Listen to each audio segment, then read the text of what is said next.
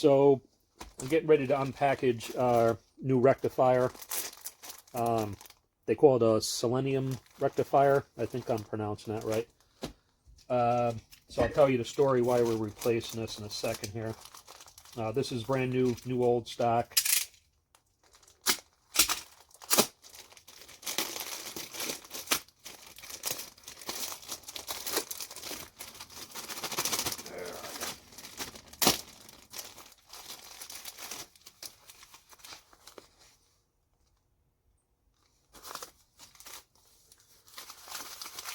So this should be the complete unit with the wiring harness.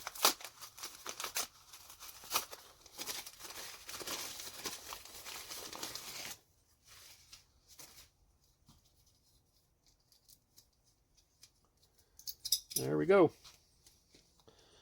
Brand new. I love new old stock stuff. It always amazed me. This thing was probably made 40 years ago, yet it's brand new in the packaging. So good score on that. Wasn't cheap, and I'll tell you the reason I'm replacing it. A couple of reasons. Here's our old one. It had a couple wires that were chewed up, so I had to replace a couple wires, and I decided to make an entire new wiring harness, which I did. All the proper colors, proper fittings. In fact, if you look at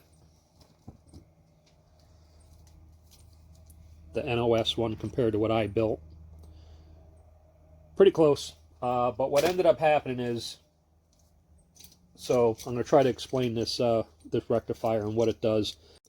All right, so we're going to talk a little bit about the rectifier that I took off the bike originally and why I'm not using it.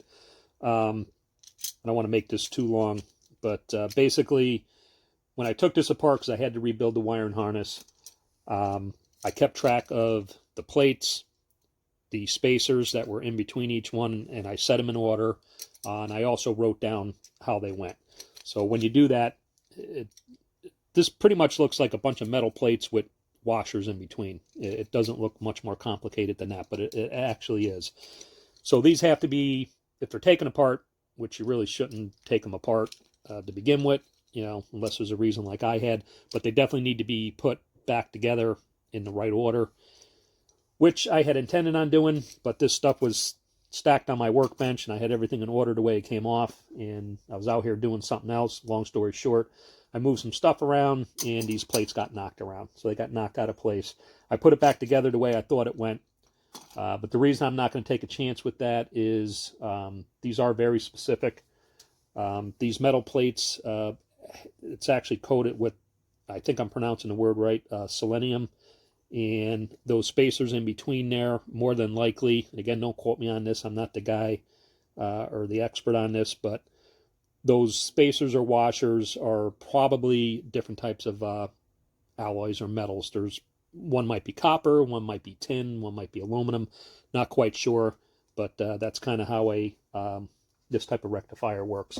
So what that thing is ultimately doing is it's turning AC into DC.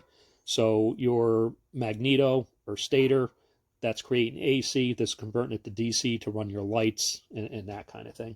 So again, I'm not going to get behind the science on it, but basically, I didn't want to take a chance with this. I think I got it back together right, and I don't have a meter handy that can actually, you would need a diode setting, and you can actually check these. What I may do now that I have the original one, new old stock, I may follow the way it was, you know, put together. In fact, looking real quick, it looks like I was pretty accurate. But anyway, I didn't want to take a chance on it because what'll happen is if you don't supply the right voltage to your lighting, you can actually blow out your headlight and you'll have all kinds of issues. And I just put a brand new old stock headlight on that thing, and it was like $60.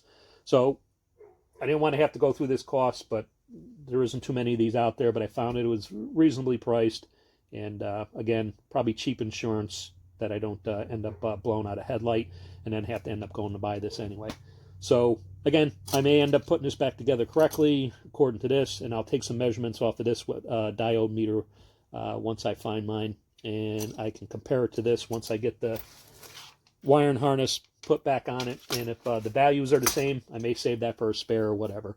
But anyway, with all that being said, we're going to go ahead, we're going to get this installed today, and get this thing rocking and rolling here. We're going to get that in, and we're going to get the rebuilt wiring harness back in today.